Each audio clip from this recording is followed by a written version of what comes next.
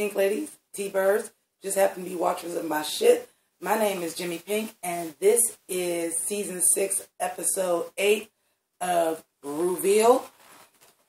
Now, before we get to in this episode, because I'm going to tell you right now, I absolutely hated this episode. I hated it the first time it came on, and when it came on again, I'm like, I hate this episode. I really do. I'm going to get into why I hate this episode.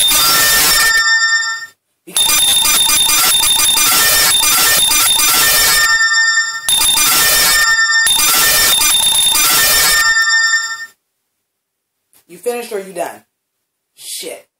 Now I want y'all to know this tablet has been sitting here set up like this since I watched the fucking episode, and now I want to do all that bring bullshit. But anyway, let me get into this. And I apologize because I'm fluffier than a motherfucker than tacos. Why is it I always make tacos before these videos? But anyway, the look goes as follows. So the main stage look is Animal Couture. Okay, so I'm giving you Easter Bunny. We got all the fluffies. I should have put on a puffy vest. Maybe that would have covered up some of this gut. But we got all the puffy and the pinks and the blues and, of course, the bunny ears. And I don't know if I wore these shoes on this series yet. They're a little bit dingy on the back because I actually wear my shoes. But I fucking love these shoes. They're pink and baby blue and everything, too. And I hope this is recording because this bitch-ass screen is froze up. Probably not, right? Okay. It looks like it is. So let's get into... Before we get too deep into conversation... Yeah, I gotta light a cigarette on this one because I'm about to pop off. I will not be discussing very much that has to do with the fucking talk show challenge. I hated this fucking challenge. You've never seen a challenge like this on any previous episodes of Drag Race or since, because it's a pointless fucking challenge. Okay? Just because you, RuPaul, hosted a fucking talk show does not mean everybody needs to know how to host a fucking talk show, number one. Number two, I'm here for the girls. I'm here for the fucking competition. I'm here for the girls. This episode was about it being Cher's son that used to be a daughter and Cher's grandmother that almost fucking aborted her. That's what this episode was about, and I wasn't living for that at all. That's not what I'm here for. That's why I'm not talking about the fucking challenge. I think the challenge was stupid. I couldn't stand it. There are two key things I do want to talk about the challenge. I was going to talk about that because it was during the critiques, but let's get the bullshit out the way now. Clear up the bullshit so we can walk down the runway freely, if you will. So, couple different critiques. And like I said, I wasn't even impressed. I was doing other shit. Like I said, the camera is usually not already set up. I was already pulling out the clothes, pulling out the outfit. I'm not here for this. Okay? I hate this fucking episode. As soon as I realized what episode it was, I'm like, first things first. If you're going to have guests on a show that have written a book, that have expressly said she considered aborting somebody, I do not see how y'all read Jocelyn Fox for filth for asking how she felt about abortion. You fucking wrote about it. If you didn't want anybody to say anything about that, then that should have been expressly stated beforehand. Because as far as I'm concerned, if you're going to tell me somebody wrote a book and I get to interview them, I can talk about anything that's in that fucking book, which Jocelyn Fox did. Oh, but that was blindsiding somebody. But I feel like it's a fair question. That's number one. Shut the fuck up, tablet. Number two, when they were talking about Trinity saying the name wrong, what pissed me off.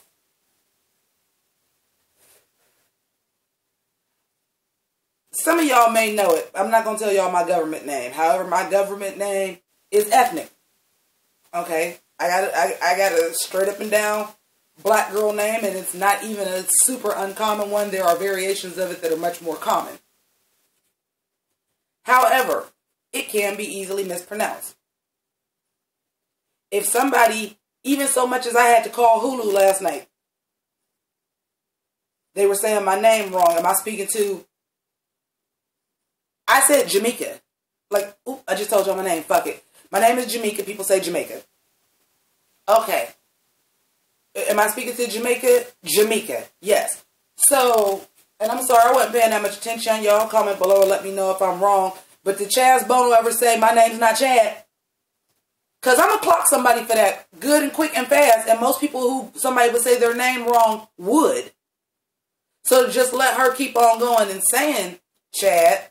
And I could be wrong. Like I said, I wasn't paying. I hate these challenges. I hated this episode. So I wasn't paying that much attention. Y'all let me know if I'm wrong. But I'm going to correct your ass every time you say my name wrong. I'm going to fucking correct you. So who's to say she would have been in the bottom if he would have just simply said, honey, my name is Chaz, not Chad. So I have huge problems with this episode. Huge. Huge problems. You even got somebody as seasoned as Bianca Del Rio fucked up on this challenge. What do that fucking tell you? What does that tell you for real? Like, I hated this challenge. It was to do nothing but promote Cher's fucking family. You probably friends with Cher or some shit. Like, I'm going to put your mom on my show so we can promote her book and her album and yada yada blah blah blah, etc. That ain't what I'm fucking here for. I hated that when they did the book ball too. Whatever season that was, and they did the book ball and had all them people on there that wrote books. I ain't like that shit either. I'm here for the girls. This is RuPaul's Drag Race, not RuPaul's promote everybody else. Even though RuPaul promotes himself, but it's his show. Not RuPaul promotes everybody else. It's RuPaul's Drag Race. I fucking hate this episode. Now, I think I went in about that enough. So now let's talk about the mini challenge. Probably another reason why I hated this episode. Don't get me wrong.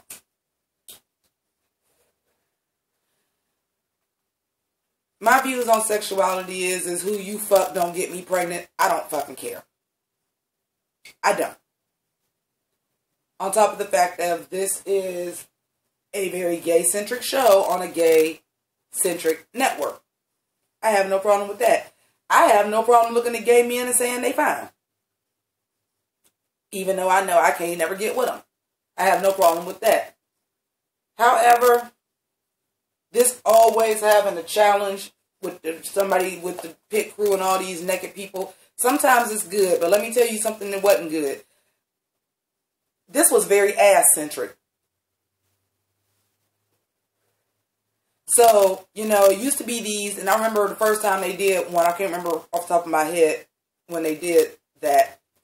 But when she used to say, and the winner is every straight woman and gay man in America.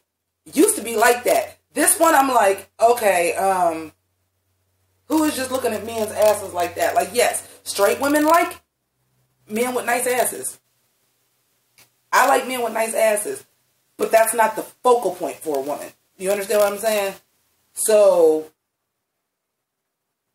I get it. But just for me personally, it's getting to be too much. Plus, it's sponsored by Scruff. So this wasn't, you're not including all of your audience this time. On top of the fact, I'm a little tired. I'm a little tired of that too. It's like on All Stars with that Anastasia eyebrow fucking thing. Like, okay, we get it. Cross promotion. But can we do it a little bit more clever? Like, I'm telling you, like, I have a disdain for this fucking episode. The only thing that I love about this episode is the runway. As you can see, this is probably one of my most complete looks to go with the challenge. Like, yes, I actually went and made these glasses and shit for this challenge because I love this challenge. I wouldn't have ordered this wig if I didn't already know I had a baby blue dress and baby blue bunny ears because I knew I was going to do this right away. However, I hate this episode. So this is not going to be a real good review. Where am I at? See, I'm only like, oh, okay, I'm 10 minutes in and all I've been doing is bitching about the episode. So let's get into the runway. So again, it was the Animal Kingdom. You were supposed to dress up like an animal. There was some real loose interpretations on animal, which causes me some more issues when we get to the bottom two. But let's bring it in. Okay, so Darian Lake did an elephant, which I absolutely adored. No pun intended. I adored this look. I like the drape of the dress. I like the fact that the wig was gray. I like that she took the tusks and made them earrings. I love that she did like the circus crown in it. And she's the big girl. Like, why would you try to be a Snake or a Giselle or some shit like that? You big. Own that shit. And I think she executed it flawless. The makeup was on point. Gorgeous. Now, I adore, and it's funny because I had already wrote this in my notes before she said it. I'm like, okay, Mortal Kombat, I guess this is your animality, because all I see is Mortal Kombat. Oh, you had on a leopard vest on top of that. Whose leopard vest was that? Because it wasn't yours. I don't think you had anything for animal. I think somebody let you borrow that animal print vest because drag queens and black women alike just love fucking animal print. I think somebody just said, well, look, you don't really look like no animal. I got this vest. Why don't you throw this on? Because there was nothing about that was fucking animal. Ben de la Creme was a fly. I loved this look. I loved the execution. I loved how she walked out and like the reveal. Like, well done. However,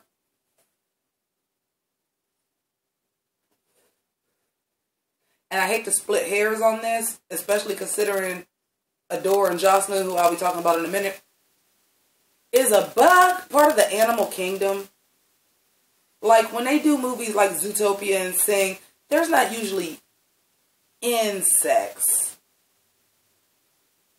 Then they had their own films. It's like a bug. Like, it's like somebody would have got dressed up like a fish.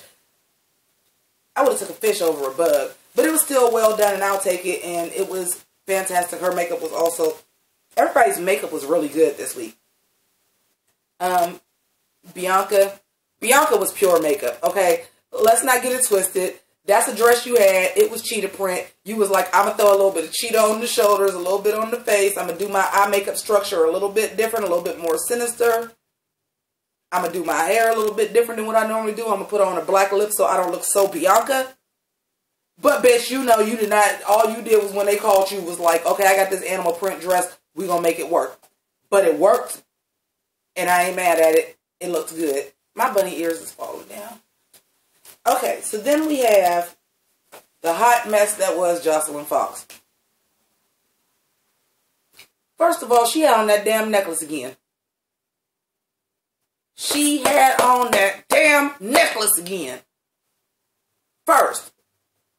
Second, what animal are you? I wrote that down. When they asked her critique and asked her what animal was, she said a glamazon warrior princess. It's not an animal, boo. It's not. No. It's not an animal. I was buying Kennedy Davenport's The Trade burnt me up and I came back crystallized as a phoenix more than I'm buying Glamazon Warrior Princess that skin people pelt with that juicy ass tuck. Fix yourself, girl. You got a camel toe. And not in the good way. That wasn't even a camel toe. That was a moose knuckle with applique over it. And that should have landed her in the bottom. Y'all was mad because she brought up abortion, which I disagree with. But if y'all was that upset with that, plus her look, she should have been in the bottom. Okay. Trinity, fucking flawless. Trinity and Courtney, fucking flawless. Let's just put them together because they was both birds. One was a phoenix, one was, I don't know what kind of bird. Blue. I'm going to just say a bluebird because she had on blue. How did these bitches even get this shit in their suitcase to get to Drag Race? Because that shit, both of them, if we was going off runway alone, they got the tie. Flawless, sickening. I already said what I said about Trinity and how I feel about that. And Courtney, apparently Courtney did very well. And her look was on point. She won the challenge. I ain't mad at that.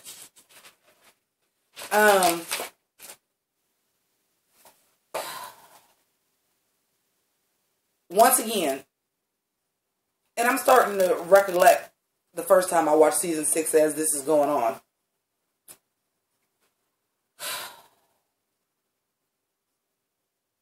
Based on the critiques, so like I said, I wasn't really paying super much attention.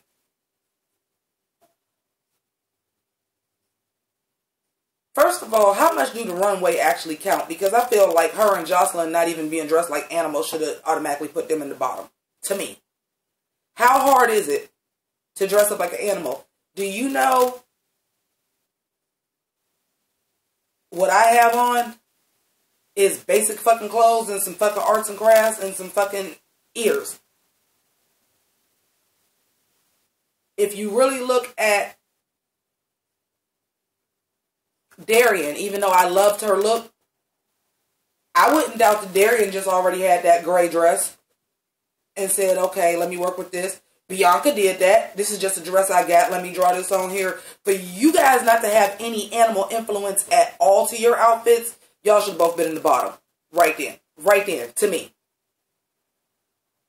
And then, again, I have the problem with Trinity because, oh yeah, she was nervous just like everybody else, but she got the name wrong.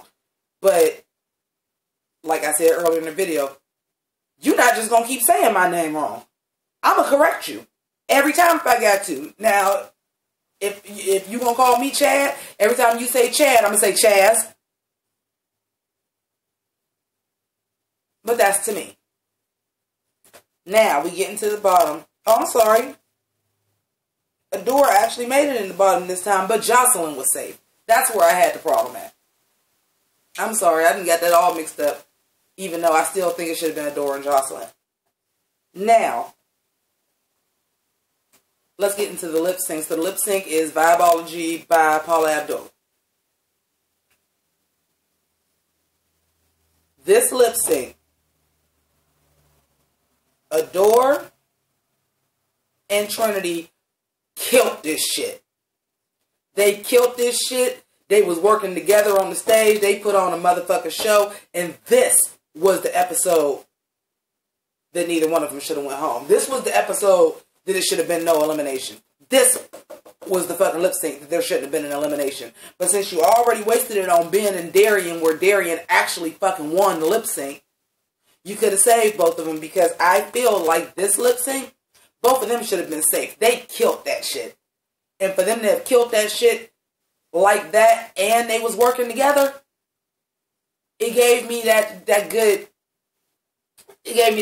Raja Carmen Carrera lip sync. Like, it was sexy. But it was a faster song. So this was sexy. It was energy. They was working together. They killed it. Both of their words was on point. This is just y'all saving the door again. Like, nope, we gotta save Adora. We gotta save Adora. We gotta save Adora. Adora has to make it to the end, which this runway once again proves why. How? But, like I said, this entire episode to me was a hot fucking mess. I hated it. Other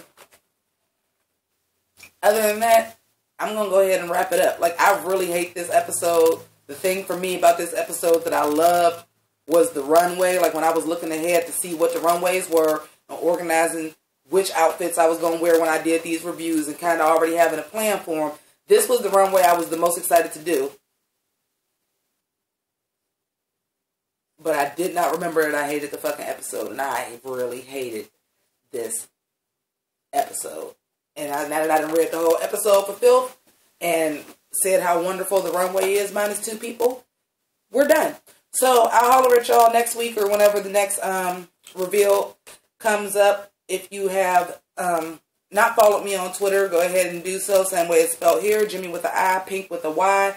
Also, feel free, if you are not a Pink Lady or a T-Bird, become one today by subscribing to my channel. In 2017, it will be worth your while because some contests and things are coming up. And that's it. I should, if I could edit, I would have edited that. I'm like, so I'm about to just bunny hop on out of here. Deuces. Da-da-da.